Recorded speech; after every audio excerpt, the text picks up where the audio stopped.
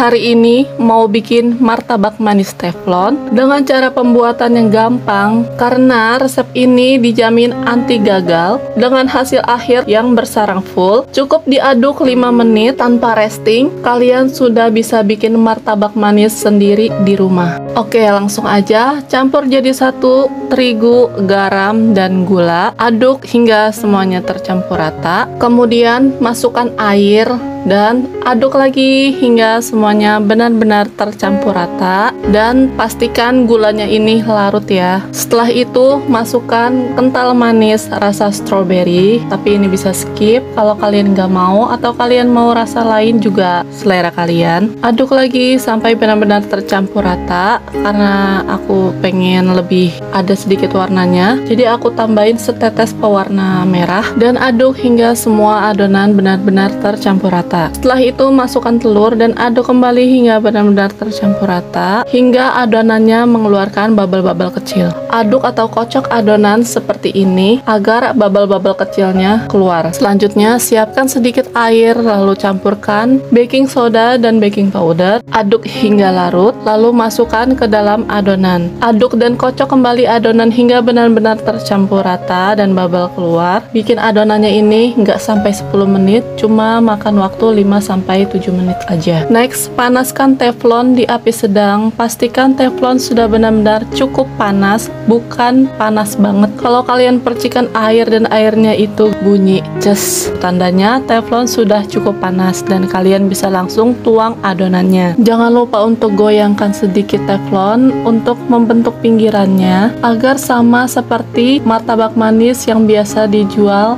para pedagang. Biarkan martabak hingga banyak muncul bubble, dan kalian bisa segera taburi gula di adonan yang masih basah untuk membantu memecahkan bubble. Kemudian kecilkan api kompor, tutup, dan biarkan martabak manis teflonnya ini matang sampai permukaannya itu kering. Kalau martabaknya sudah benar-benar matang, matikan api kompor, angkat, dan segera keluarkan dari teflon. Saat masih panas, oles segera martabak dengan margarin atau mentega. Lebih enaknya sih pakai mentega ya. Kemudian potong menjadi 2 dan beri isian sesuai selera. Di sini aku pakai isiannya itu keju dan taburan wijen.